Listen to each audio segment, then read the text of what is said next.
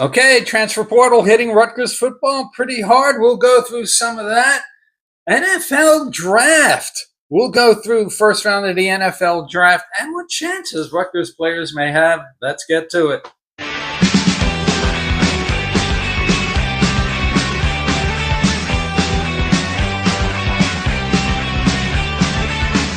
Okay, what is it tonight? Please just tell me what the hell is wrong. Do you wanna eat? Do you wanna sleep? Do you wanna Okay, so I hope you're all enjoying a terrific week, as this is a favorite time of the year. It's almost like Christmas and spring, and that's NFL draft time. Your teams usually stink. This is the NFL draft kind of fills that void. I can't believe how big mock drafts have become over the years and how many people do mock drafts. I can't tell you how many hundreds of mock drafts I might have done.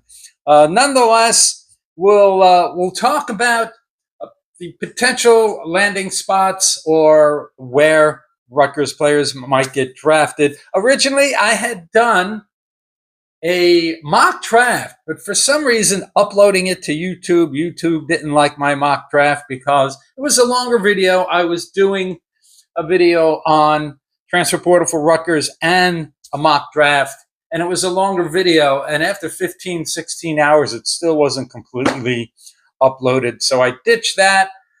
So we have a video today after the first round of the NFL draft. But first, let's get to the Rutgers transfer portal and what the portal giveth, the portal taketh away. We kind of knew that this was going to be a thing in the modern era of NCAA football. Player movement, always fluid, always something coming up. And with the transfer portal closing out this week, there were going to be guys entering it. Now, Rutgers has done a good job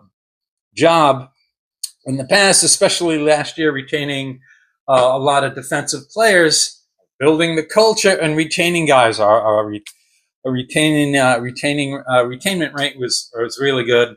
But this is a new era, so it's not just guys chasing the bag if they're not getting playing time. This gives them the opportunity. In the past, where you'd have to stay there and stick it out and not get any playing time and not have the ability to get on the field and show yourself. So just in case you have dreams about making it to the league, and you want to get out there and play, and you want to be able to get out there and take advantage of NIL. And I think younger players today are more interested in being in the right situation, the right fit, and the right environment for them. Shedrick Rhodes, this is kind of a surprise, although when you look back at it, not really. Offensive lineman Shedrick Rhodes, the dancing bear, enters the portal. The portal is ablaze right now. We lose Rhodes. We lose fellow Ohioan offensive lineman Dominic Rhodes. 4-star recruit Jalen Matthews out of Toms River North. Johnny Shepard and Gabe Winowich. So there are some people who think, well, Shedrick Rhodes, Jalen Matthews, Dominic Rivera might not have gotten playing at that time, regardless, so it doesn't matter. It does matter. We all know about our issues with offensive line depth over the years, mostly due to injury, but also not having top-end talent. We don't have a lot of wiggle room on the offensive line now. You need depth. I don't need him. Brian Felter get hurt. It's going to be an issue. Nonetheless, Shedrick Rhodes, 6'5", 312 pounds. He appeared in a couple games, and I kept asking in my videos throughout the year, where's Shedrick Rhodes? Why isn't he getting rotation in on the right? When you go into the portal, you thought he was going to be a guy that they could just plug in, but not to be. And we might see more of this stuff as spring practice concludes. Remember last year, after the spring game, Coach had his talk with Gavin Wimsatt to give him the opportunity to enter the portal before the portal closed. So I think you're going to be seeing more of these decisions coming down the pike in spring practice as guys see where it is they stand and getting on the field and getting some practice time. So Shedrick has 1 year of eligibility remaining. Young guys are going to have to step up. This is the other part of it as guys transfer in and out of the portal, and you sign new guys every year. There's opportunities to fill in a spot with guys constantly rotating in and out of the program. Tyler Needham, Brian Felton gets hurt. We're going to have issues. We're going to have issues with depth, and now we're going to look at games where, oh boy, we can't run the ball, and Ethan's under pressure. What are we going to do? I'm sure coaching staff is confident. Taj White, Kobe Asamoah, Gus Valinskas, but they're going to have to. They're going to have to stay healthy. Main thing, they're going to have to play every game. Holland Pierce got 50 starts, 50 games, and 48, so whatever it was. You're losing 50 games at left tackle.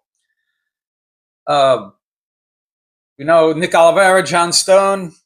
Coach Flaherty kind of mentioned them a little bit, playing well at the guard position, but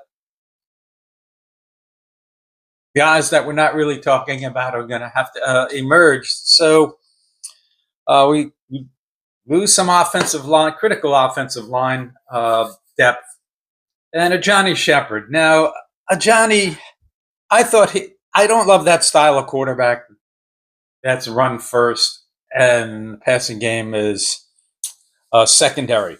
But I thought he fit what we had, especially when we had Gavin.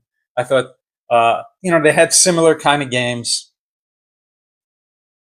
He'll have 3 years eligibility remaining, but I never saw him as a guy that if something happened, he can take over as the number one quarterback. He was just a really nice backup option. He appeared in 6 games. He only played 3 games last year, Howard, Akron, and Wisconsin. He didn't attempt a single pass. I did get to see, he did run the ball 3 times, 20 yards. He appeared in the Illinois game as a kick returner. So maybe that's part of his future. Athletic quarterback that maybe plays tight end, wide receiver, kick returner. But he will be leaving Rutgers as a 100% pass completion quarterback.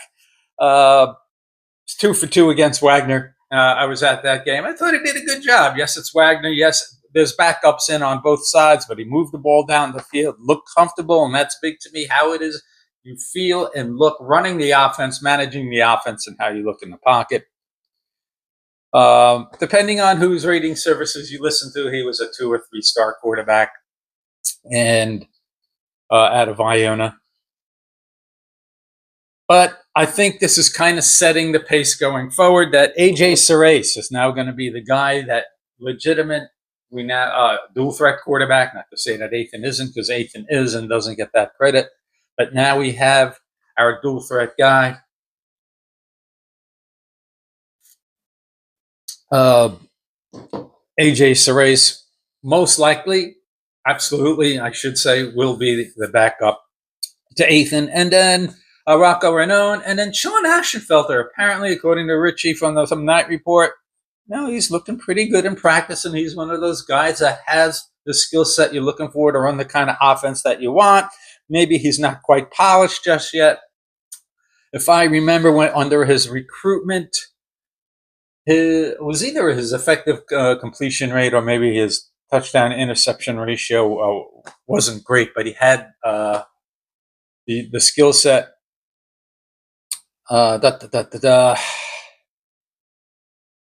Nonetheless, we also lose Gabe Winovich. I kept asking about him throughout the year, like, where is he? What's up with him?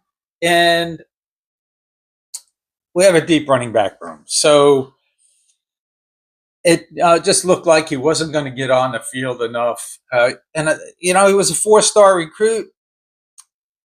In the 2024 class, some had him as a 3, but mostly considered a 4-star recruit out of Detroit Country Day in Michigan. He comes to New Jersey, moves to Jersey, goes to Notre Dame High School in Lawrenceville, and him and AJ Suresh became buddy-buddy. They would visit the weekend visit campus every weekend. I was kind of looking forward to that Joe Martinick kind of running back guy. You know, Joe Martinick had some pretty productive years with us, but nonetheless, Gabe Winovich leaves with 4 years of eligibility remaining left, and we wish him all the luck in the world.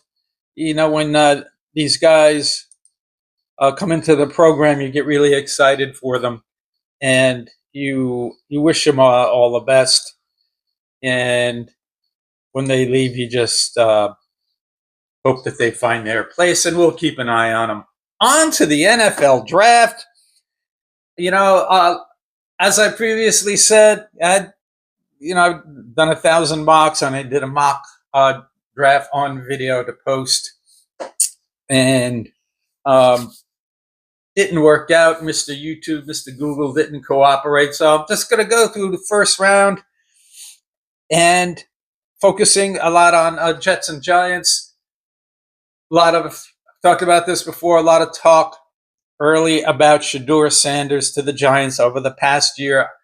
I never liked it. Shedeur Sanders is the kind of quarterback that's built to run a West Coast rhythm, timing, and accuracy kind of offense. Someone like Kyle Shanahan, out on the West Coast, maybe in a dome somewhere, not at the Meadowlands in November, December, and January with those crosswinds. He's not that kind of quarterback. When you watch him, the ball it has a high arc to it. It floats out of his hand. It doesn't come out with velocity. Really accurate on the short stuff. Now they're going to screen pass you to death. Yes, he had 70 some odd completion percentage. It's the Big 12. It's what they do. Guys wing it around. They don't play defense. Not really a good barometer. So I wasn't surprised. I've been targeting Travis Hunter for almost a year now. The best two-way player to come along in a long time. Not ironically, probably since Shedeur Sanders' dad, Dion, who was an elite corner that teams literally would not even throw at during the game. Elite kick returner, punt returner. Got a fair amount of reps at wide receiver. Not sure how many reps Travis Hunter will get at wide receiver, but he can be wide receiver 2 to Malik Neighbors on certain depending on down and distance and situation, they'll have some packages for him. He's not going to get 1,500 reps like he did at Colorado. So I thought all along, when you think back right before, right after draft time last year's, Jalen Milroe was considered a target for the Giants, and he was a top 5-6 pick. Don't like those kind of guys. Big arm, very athletic, don't manage the pocket, don't manage the offense. They don't read their progressions very well. They don't have a rhythm or a smooth movement in the pocket. They're just superior athletes. So when there was talk about Jalen Milroe coming up in the second round for the Giants, I wasn't too happy about that. And then Abdul Carter would have been 1B. So for me, it would have been Travis Hunter 1A, Abdul Carter 1B. And then for the Jets, Jets fans are always looking for the weapon. And, they're tired of drafting defense. They'd be happy this draft, first 3 picks going all offense. Tyler Warren was the guy. And then Armand Membu, if he was available, yes, they'd take him. And they absolutely, although they liked the prospects of Mason Graham and understand he's a top 5 or 6 pick, they didn't want defense. So let's go through the first round a little bit. It started off really chunky. It started off with Cam Ward. Everybody knew he was going to Tennessee. A couple months back, people were talking about, oh, maybe, yeah, they don't really want a quarterback. They want Abdul Carter. They need a quarterback. GM was fired. Coach is kind of on the hot seat only after 1 year, so you need your future quarterback. Cam Ward's that guy. Is Cam Ward elite? No, he's the top quarterback in this class. So Tennessee takes Cam Ward. Now, going into this draft, I thought, even though every mock draft was super chunky, really predictable, but I thought there was potential for several moves. Not anything big like the Steelers moving up from 21 to number 7 or number 3 to get a quarterback. But I thought there could be a lot of little moves. That's not how it started off, although Jacksonville trades up from 5 to 2 with the Browns, and they take Travis Hunter, and they gave up a lot, but it's a bold move for the new GM, and this is the kind of move that sets the tone for a new GM and a franchise going forward, which means that the Giants did not have to overthink this. And they take Abdul Carter, the best pass rusher in the draft. And we've seen Abdul Carter, right, at Penn State. He's just explosive. He's fast. He gets into the backfield.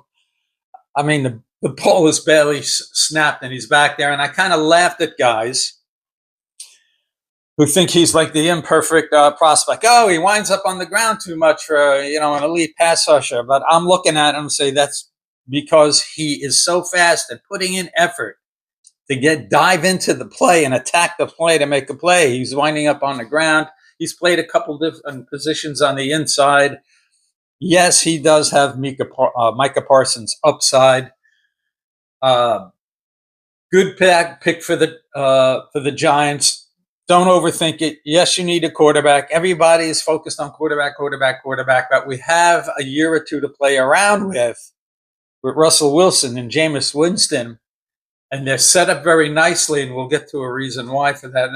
Let's talk about it now. So in all my mocks, I had, and this guy's, is a little bit controversial in the draft guru world, but Jackson Dart, I was taking in a lot of my mocks if he was available at 34. Over the past few weeks, Cleveland Browns, who are at pick 33 in the second round, were taking Jackson Dart.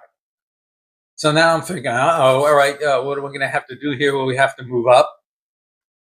And then one of my mocks this past week, the Browns took Jalen Milroe at 33, which I guess isn't a terrible value. But Jackson Dart is a guy that I like, for the Giants at least. I think he's a poor man's Josh Allen. Not quite as big and physical, but he has those kind of traits, and he can make the throw. So at the Meadowlands in November and December, he's going to be able to throw those out patterns, throw deep down the middle. His mobility and his ability to use his legs, very underrated. Good arm, accurate arm, ball placement is very good. Some people, and it might have been the guy who said Fireside Giants, are like, oh, it reminds me of Daniel Jones. Not really. Daniel Jones never gets credit for a guy that's able to make all the throws. But where they are kind of similar is in the pocket. They're trying to make a play, but they're not really sure. The eyes aren't downfield. They're not really sure what they want to do at that moment. Their pocket presence is not needs some work. But the beautiful thing is, and why this is a beautiful pick, and I know some draft gurus don't love moving up to take Jackson Dart at, 25? They move up from 34 to 25, give up a couple third-round picks. They don't love that because they feel he's not a finished product. He's not a real first-round quarterback. I said that about Bo Nix last year. I wasn't particularly a huge Bo Nix fan. Check down king, couldn't process downfield, but we get the right coach, Sean Payton, and he can mold the quarterback into being really productive, and we saw that that happened. And hopefully that happens with Jackson Dart. Beautiful thing is, yes, at Ole Miss, he wasn't asked. They spread him out, and you chuck it. You hit your first read, that's it. They didn't have the kind of offense where you go into your second, third read and progressing your reads down the field. So, under Brian Dable, like Josh Allen, they're going to have to tame the wild horse a little bit. Also, like Josh Allen, teach him to not have to take those hits, which I kind of like in a quarterback. Quarterback's a football player. But they have a year or two to learn from Russell Wilson and Jameis Winston. So, to me, that's a perfect scenario on why this Giants draft is an A+. Can you nitpick? Could they have gotten them at 34? Maybe. But the Browns at 33 are going to need a quarterback. Now, would they have taken Jalen Miller or would they have taken Jackson Dart? That's what you got to make a calculus on. Who knows? So, I think it's an A+ draft for the Giants. Yes, you kind of duplicate your pass rush with Kayvon Thibodeau and Brian Burns, but you don't pass up on a generational pass rusher. Will Campbell, goes to the Patriots at 4, and a lot of talk about Will Campbell and his arm length only being 32.5 inches, and no offensive tackle has ever become an all-pro with arms that short. But nonetheless, if you're a football player, you're a football player. I would be more concerned with pressure rates or giving up sacks than I would arm length. So there was no surprise there. Mason Graham to the Browns. So the Cleveland Browns moved back, and they upgrade their defensive line by getting Mason Graham. Now, Ashton Jeanty at the Raiders, another chalk pick. But I thought, yeah, okay.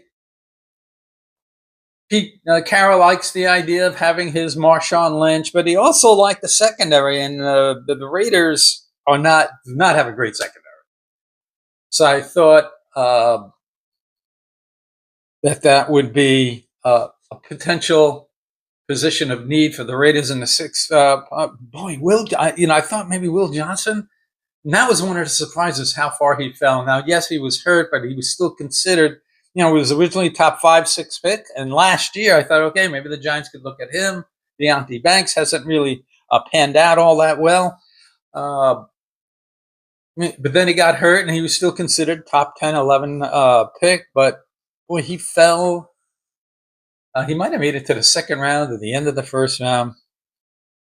Nonetheless, Ashton Jeanty. And then the Jets get their consolation prize in Armand Membo, a guy who has all his starts at right tackle at Missouri. The Jets' offensive line now is set. For the first time in I don't know how many years, they're going to be set on their offensive line, and you won't have to worry about your quarterback running for his life, although Justin Fields is probably going to run for his life whether he needs to or not. They don't get their weapon. They don't get Kyler Warren. Even though Armand Membu was a chalk pick, I'm always fascinated by the experts. Pete Prisco gave this pick a B-. I'm not really sure how you do that. Yeah, maybe he's a little bit raw, but and there was a lot of talk lately about Kelvin Banks moving up, who actually is an underappreciated pass rusher. A little bit of a surprise with him. We'll get to that in a second. Another guy, and here's kind of a surprise. Remember early on, this guy, wide receiver from Arizona, Ted McMillan, was considered a top 5, 6, 7 pick that the Jets were targeting. Then you know how the draft goes. You get to the draft fatigue, you move on to the next guy, and that guy falls. And then Ted McMillan kind of fell back. Some felt he could drop to the bottom of the first round. but he goes to the Carolina Panthers at 8. Um, yeah, they needed to get help for Bryce Young, who started to get a little better last year.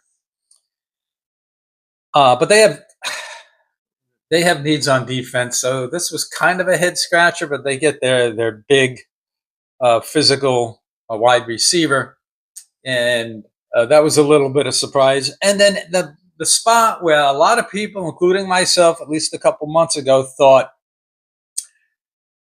that would be a landing spot for Shedeur Sanders, and that's the Saints at pick number 9. Until I heard that the Saints weren't really crazy about Shedeur Sanders. Now, you heard a lot of that. A lot of organizations were not happy with Shedeur Sanders' attitude. Part of that is the Deion Sanders, the Sanders bluster, but there's a good chip on your shoulder. You want to prove everybody wrong, and then there's just a bad chip on your shoulder, having some attitude and being disinterested. So Deion, I might as well get to it right now. Deion, this is the reason why there's pushback against Deion. In the beginning of all these reports before the draft, they're talking about Deion giving him more publicity for a guy that did not have a first round grade on him by a lot of GMs and a lot of front offices. Look, he's a good, accurate college quarterback in the right system in the NFL, will do well. But that's going to be huge. Now, I think Kevin Stefanski at Cleveland can do a good job with him. I don't know about the Cleveland weather. They apparently, they have plans to move into a new stadium, which I think is going to have a roof, a dome or a sliding roof or something. We'll see about that. But Jalen Milroe might be a pick there. So Shedeur, I'm not a scout. I'm just a fan, but I watch a lot of college football, like a lot of us, and he takes a lot of sacks. Yes, his offensive line wasn't great, but part of his wanting to be methodical and hold on to the ball and get it in just the right position helps him in the short to medium passing game where he's very accurate. Downfield, he's just absolutely horrible. His downfield advanced statistics are not good. So I guess it's not a surprise he didn't land with New Orleans. And then another surprise. So draft starts chalky, and then kind of consensus number 2 tight end goes to the Chicago Bears and Colston Loveland. Now he's a pass catching tight end, doesn't block. And this was a head scratcher because now they have two tight ends that don't really block. Some people love this pick.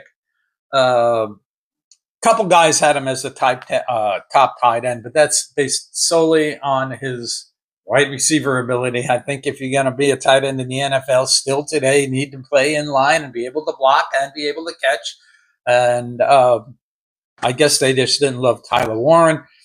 And then the San Francisco 49ers, they need some help to go with Nick Bosa on defense. So they took Mykel Williams. Now, I thought that Robert Saleh and the Niners would be the perfect pick to move up with the Giants, with the Jets, so the Jets can draft Tyler Warren at 11, get a second-round pick, and add some players for a new coach and a new GM. That would have been I think, just the perfect scenario. And I did that in my mocks a lot, and it kind of worked out a couple times. But Mykel Williams goes number 11 to the Niners, and no big shock there. But the Cowboys and Jerry Jones always got a surprise in their pocket. They need weapons. They need defense. What do? They take a guard from Alabama, Tyler Booker. Now, Tyler Booker's a really good guard. Some had him going, mid-first round to late first round based on positional need, but it's a good pick, and maybe down the line we'll say, hey, this guy's another Zach Martin. Who knows? And then the next big surprise was the Miami Dolphins. Yes, they needed some help on defense. Could have used the backup tight end, so Tyler Warren could have landed there. But they take Kenneth Grant, who was considered a high second-round pick and who I was looking at for both the Jets and the Giants. He gets up to pick 13. Yeah, the Dolphins needed defensive help, but I think that was a little bit of a reach there. We'll see how it works out. And then the perfect landing spot for Tyler Warren. And this team jumped me a lot in the mocks to get him, and that's the Colts. Question is Anthony Richardson or Daniel Jones going to get him the ball? So, good place for Tyler Warren to land. And then the next guy with the Falcons. This past week, a lot of talk about him moving up into the top 10. Jalen Walker, linebacker out of Georgia, does go to the Falcons. And then this next guy, Walter Nolan, got a lot of late momentum. These guys that got late momentum kind of did move up in the draft. So Walter Nolan, defensive lineman from Ole Miss, goes to the Cardinals. There was talk about him maybe going 11 to the 49ers. But then the guy that Jets fans were all sweating about, hoping that the rumors about getting Shamar Stewart were not true. He goes number 17 to the Bengals. So he didn't make quite the big jump, but he made a decent jump. And then a guy that was consistently early on. It's funny, early on this guy was in the 30s, and that's what happens when you're at North Dakota State. But virtually every mock I had him in the late teens, and that's Gray Zabel. A utility blade, a utility knife, a guy that you can plug in at any position on the offensive line. He goes to Seattle. They need offensive line help, and they're going to have to protect Sam Darnold so he doesn't see any ghosts. And then this next guy, who we've seen at Ohio State, wide receiver, he was getting a lot of late love. Considered, like he's not a real toolsy kind of guy. He's just a guy that's going to run good routes, make the catch, really solid, will catch the ball. And this is a guy that I thought if you wanted a weapon, if you were the Jets or the Giants, if you wanted to move back late into the first round, this might not be bad. But Emeka Egbuka goes number 19 to Tampa Bay. I guess Chris Godwin and Mike Evans don't have much time left. And then for the Broncos at number 20. This guy caused more stress. Anybody who watches the Jets podcasts or beside themselves about Jahdae Barron, quarterback from Texas, landing with the Jets at number 7. They were all ready to jump ship from the Jets train. But he lands at number 20 with the Broncos. Thought they might go offense and get Bo Nix some help. But he's a versatile kind of guy. Is he a corner? Is he a safety? Who knows? That's why I wasn't really crazy about that. But here's where I thought the draft would start for the second part of the first round. The Pittsburgh Steelers. A lot of people had Shedeur Sanders landing there. They said they liked him. Of course, that's what they're always going to say. And then lately, Jackson Dart was thought to be a candidate for the Steelers, but they go defense, and they take Derek Harmon, defensive lineman out of Oregon, and he was getting some love late to move from the early second round into the first round, and he kept creeping up, and he got to number 21. I don't love defensive linemen from Oregon. About Pac-12 plays kind of a soft game. Kayvon Thibodeau looked like Lawrence Taylor out in Oregon, but not so much at the Meadowlands. Nonetheless, it's going to be interesting. Aaron Rodgers, is he going to sign? They must know something. Otherwise, they wouldn't have made that pick. But nonetheless, a running back gets to number 22, and we thought, other than Ashton Jeanty, this was a guy who can definitely get picked in the first round. And Omarion Hampton, running back out of North Carolina, lands with Jim Harbaugh and the Chargers. We know Jim Harbaugh likes to run it, play defense, throw it when you have to. Thought they might go weapon here if Loveland, that tight end, was available, or Matthew Golden from Texas was available. He might take him. But they pass on Matthew Golden And the Packers, at the next pick for the first time since 2002, pick a wide receiver in the first round. Brett Favre and Aaron Rodgers are scratching their head right now. I like Matthew Golden. Yes, he can fly. He's fast. What was it, 4.29? But he's not just one of those guys who's fast and is one-dimensional on his routes or he has hands of stone. He actually makes some contested catches. So, if I was a team that needed a weapon and I didn't have a lot of other needs, I would have taken him higher than 23. And then a guy that I targeted for the Giants in the second round, if available, to replace Greg Van Note on the right side of the offensive line in the future. And that's Donovan Jackson, another guy that we've seen, interior offensive lineman from Ohio State.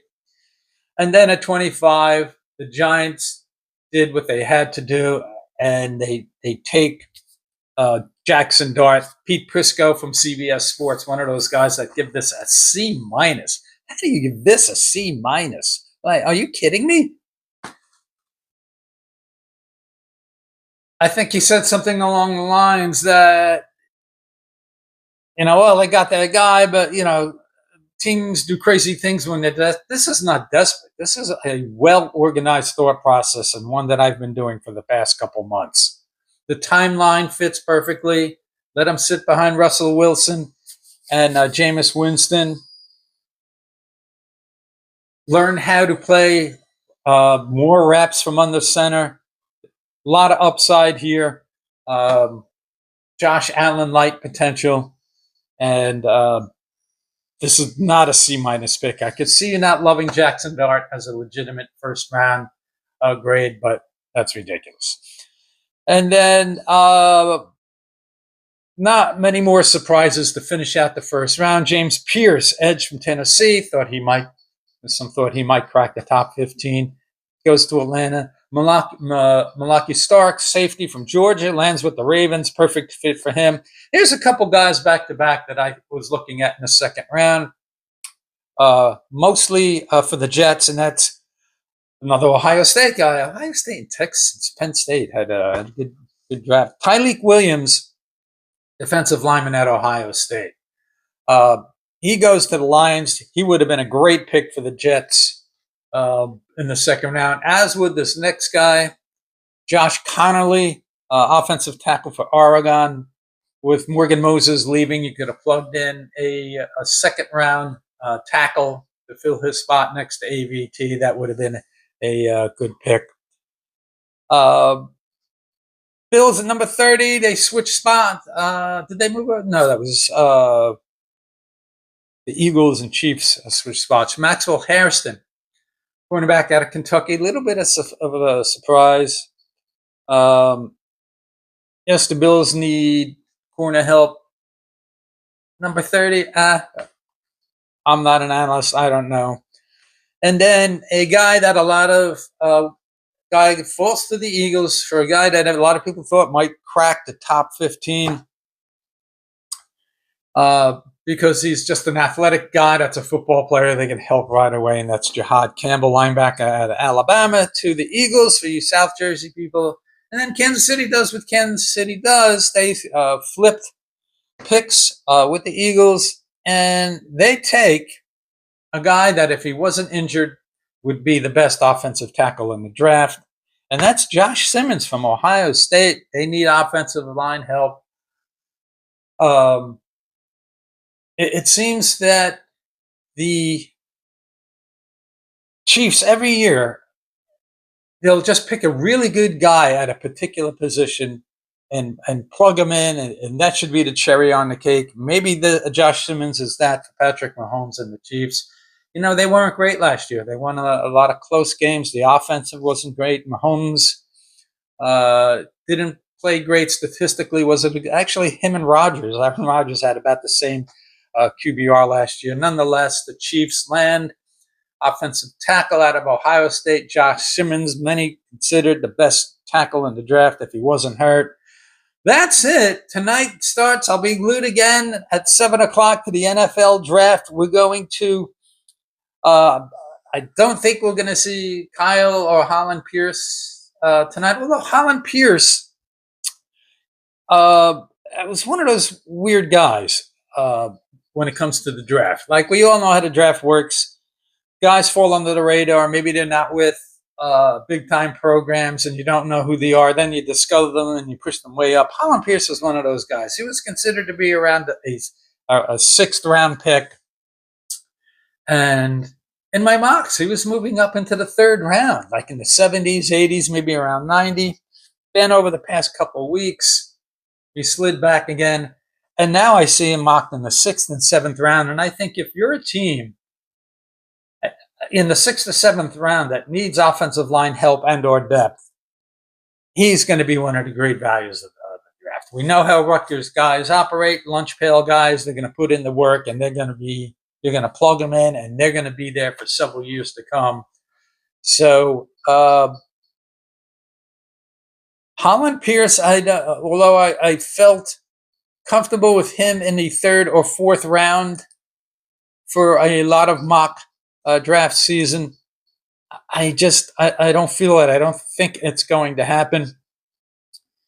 We'll see what happens there. There was some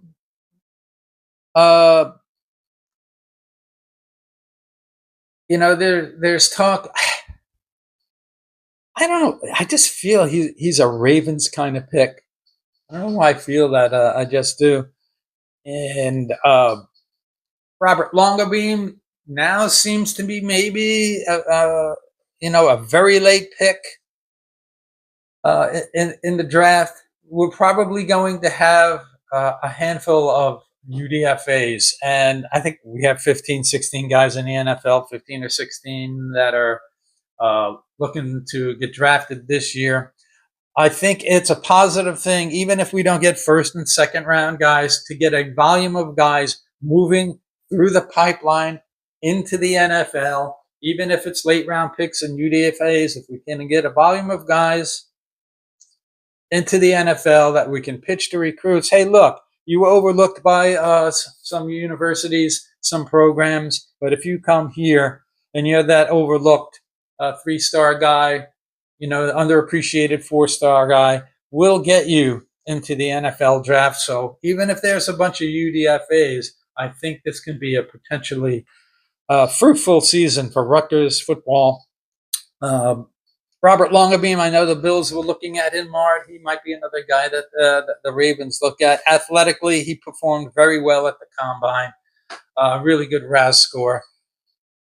Keontae Hamilton, probably a UDFA. Probably get signed early as a UDFA.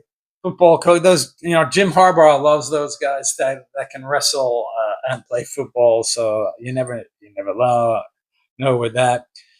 Kyle, we've talked about this a little bit. I thought with the Jets and Justin Fields being a quarterback, more comfortable running it than throwing it. Those RPO run pass, RPO offensive and inside zone runs. I thought if they were serious about moving on from Breece Hall, Kyle would be a guy by next year, would be, the starting running back and be the perfect fit. We know that Kyle has experience with that, with a guy who prefers to run it than pass it, with Gavin Winsett. So it may be interesting to see where Kyle goes. In New England, they like Rutgers players, and they can use some running back help. Some talk about him going to the Falcons. We'll see. Be glued to at least to the cell phone on Saturday to see where Kyle or Holland might go. But we do have a list of guys. Dymere, probably UDFA, but a UDFA that can make it onto a roster somewhere. He tested out very well. Christian Dremel, if he does, it's probably going to have to be as a special teams player. And a 4.40 at the pro day, which really surprised me.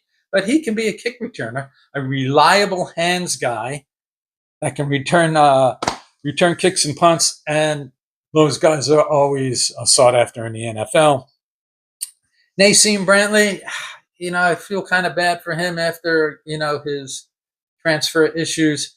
Not a lot of playing time, but he can wind up like Jaquay Jackson. He can be one of those guys you don't expect to land somewhere, and he does, like Jaquay Jackson at New England. Reggie Sutton, his injury history, I'm not real sure about that.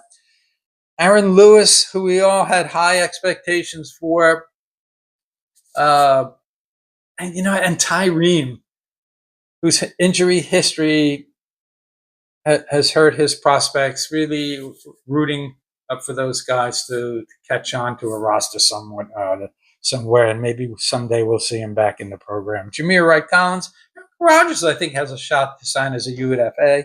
And so does Desmond Ganosa. Now, their games are flawed, but I think they make enough plays where they can be considered to land as a UFA. Shaquan Loyal, I think, has a very good chance. He was a little bit of a revelation and a playmaker for Rutgers. And Flip Dixon, who I just love. Now, just one of those guys you take to the name and the style of play and everything.